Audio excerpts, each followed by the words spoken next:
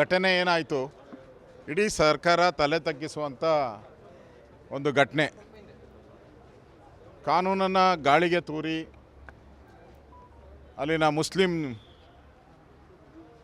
ಗಲಾಟೆ ಮಾಡುವಂಥ ಗಲಾಟೆಕೋರರು police station ಮೇಲೆ ಪೊಲೀಸರ ಮೇಲೆ ಹಲ್ಲೆ ಮಾಡಿರುವಂಥ ಘಟನೆ. ಇಡೀ ಸರ್ಕಾರ ಒಂದು ರೀತಿ ಓಟ್ಗೋಸ್ಕರ, ನೀವು ಓಟ್ ಹಾಕಿ ಏನು ಬೇಕಾದರೂ ಮಾಡಿ, ನೀವು ಓಟ್ ಹಾಕಿ ಏನು ಬೇಕಾದರೂ ಮಾಡಿ ಅನ್ನೋ ಒಂದು ಸ್ಲೋಗನನ್ನು ಕಾಂಗ್ರೆಸ್ ಅವರು ಇಟ್ಕೊಂಡಿದ್ದಾರೆ. ಇವತ್ತು ಕಾನೂನು ಸುವ್ಯವಸ್ಥೆ ಕುಸಿದೋಗಿದೆ, ಸರ್ಕಾರ ಮೀನಾವೇಶ ಎಣಿಸ್ತಾ ಇದೆ. ಒಬ್ಬರು ಸಣ್ಣ ಮಕ್ಕಳು ಅವರೇನು ಮಾಡಿಲ್ಲ ಮತ್ತು ಅವರು ತಪ್ಪಿಲ್ಲ, ಈ ಥರ ದಿನನಿತ್ಯ ಹೇಳಿಕೆಗಳನ್ನು ಮಂತ್ರಿಗಳು ಕೊಡ್ತಾ ಇದ್ದಾರೆ. ಮತ್ತು ಪೊಲೀಸರ ಮೇಲೆ ಒತ್ತಡ ಆಗ್ತಾ ಇದ್ದಾರೆ. ಪೊಲೀಸರು ಒಂದು ರೀತಿ ಅಸಹಾಯಕ ಪರಿಸ್ಥಿತಿ ಇದೆ. ಕಾನೂನನ್ನು ಕೈಗೆ ತಗೊಂಡವ್ರ ಮೇಲೆ ಕ್ರಮ ತೆಗೆದುಕೊಳ್ಳೋಕ್ಕೂ ಹಿಂದೇಟು ಹಾಕುವಂಥ ಪರಿಸ್ಥಿತಿ. ಈ ಎಲ್ಲವನ್ನು ನೋಡ್ತಾ ಇದ್ದರೆ ಕರ್ನಾಟಕದಲ್ಲಿ ಕಾನೂನು ಸುವ್ಯವಸ್ಥೆ ಹೋಗ್ತಾ ಇದೆ.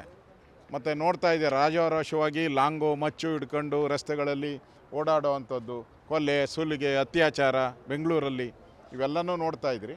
ಇದರ ವಿರುದ್ಧ ಒಂದು ಪ್ರತಿಭಟನೆ ಮಾಡಬೇಕು, ಜನಕ್ಕೆ ಒಂದು ಅವೇರ್ನೆಸ್ ಕ್ರಿಯೇಟ್ ಮಾಡಬೇಕು. ರಾಜ್ಯದಲ್ಲಿರುವಂಥ ಸರ್ಕಾರ ಓಟ್ಗೋಸ್ಕರ ಮುಸ್ಲಿಮರನ್ನು ಓಲೈಕೆ ಮಾಡುವಂಥ ಸರ್ಕಾರ, ಇದು ಕಿತ್ತೋಗಿಯವರೆಗೂ ಈ ರಾಜ್ಯಕ್ಕೆ ಕಾನೂನು ಸುವ್ಯವಸ್ಥೆ ಅನ್ನೋದು ಕಳೆದೋಗಿದೆ. ಅದೊಂಥರ ಕಟ್ಟಿಟ್ಟು ಬುತ್ತಿ, ಇವ್ರು ಬಂದರೆ ಈ ಥರ ಆಗುತ್ತೆ ಅಂತ. ಅದಕ್ಕೋಸ್ಕರ ಹೋರಾಟಕ್ಕೆ ಬಂದಿದ್ದೀರಿ. ಕೋರ್ಟಲ್ಲಿ ನಡೀತಾ ಇದೆ, ನೋಡೋಣ. ಕೋರ್ಟಲ್ಲಿ ಪರ್ಮಿಷನ್ ಕೊಡ್ತಾರೆ ಅನ್ನೋ ವಿಶ್ವಾಸ ಇದೆ. ನೋಡಿ, 100 ಅಲ್ಲ, ಸರ್ಕಾರ ಹೇಳಿದೆ ಮಾಡಿದ್ದಾರೆ ಅಷ್ಟೇ. ಸರಿ ನಾನು ಬಂದಾಗ ಯಾಕೆ ಬಿಟ್ಟರು, ಇವಾಗ ಯಾಕೆ ಮಾಡ್ತಾ ಇದ್ದಾರೆ? ಸರ್ಕಾರ ಹೇಳಿದೆ ಮಾಡ್ತಾ ಇದ್ದಾರೆ ಅಷ್ಟೇ. ಸರ್ಕಾರ ಒಂದು ರೀತಿ ಅವ್ರಿಗೇನು ತೊಂದರೆ ಆಗಬಾರ್ದು, ಮುಸಲ್ಮಾನರಿಗೆ ಅವ್ರು ಏನು ಬೇಕಾದರೂ ಮಾಡ್ಬೋದು, ಸರ್ಕಾರ ಅವ್ರ ಪರವಾಗಿ ನಿಂತಿದೆ. ಇಷ್ಟು ಬಿಟ್ಟರೆ ಇದರಲ್ಲಿ ಏನೂ ಇಲ್ಲ.